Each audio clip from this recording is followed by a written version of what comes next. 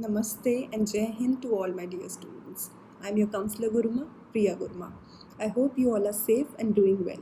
Today I am here to talk about the topic time management. Almost all of us have heard about this term before in our life, but many of us have still not inculcated this term into our daily lives. As a consequence, we might have failed to meet our deadlines, or we might have failed to achieve the goals that we have set for ourselves. And we might have wondered why it is that some people have enough time to do everything they want to do, and others are rushing between task to task, and yet they never seem to finish it. See, it is not that these people have more time than us. Time is same for everybody, but they know how they need to manage their time effectively and efficiently. So, I will be telling you today with the help of a very simple example how you can manage your time effectively and efficiently. Here I have taken this glass jar which is full of stones, and I want to ask you one thing, whether the jar is full or not. Most of you might say yes, the jar is full and nothing can be added to it. If you are saying so, then just wait and see. I am adding some leaves to this jar, and these leaves have easily created space for themselves inside the jar. Now again the same question, is the jar full? Some of you might answer yes, the jar is full now, nothing can be added to it. Then just wait. I am adding some sugar particles to this jar. These sugar particles have easily created space for themselves inside the jar.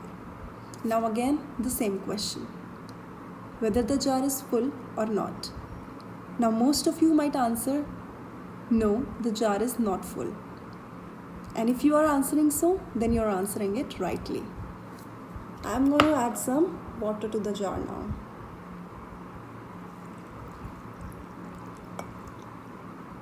So now water has also easily created space for itself inside the jar. See children, what I want to communicate through this glass jar example is that imagine that this glass jar is your life, and the bigger stones inside it are your bigger priorities or the bigger goals in your life.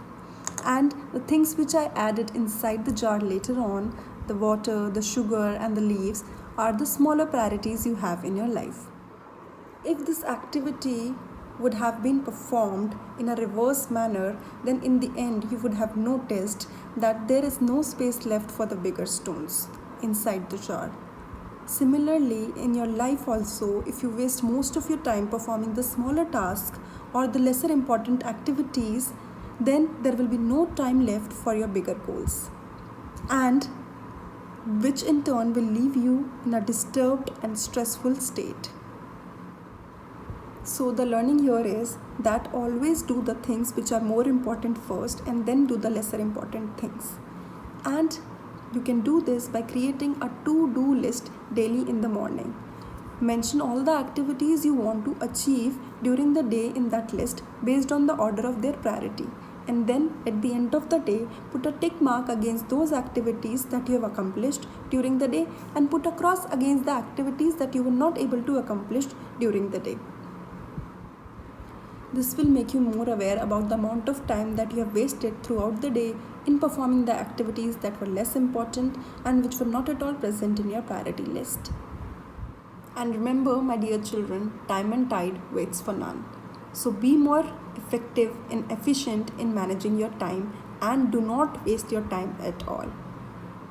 In the end, I want to say that if you have any query or you want to ask me anything, you can always do that.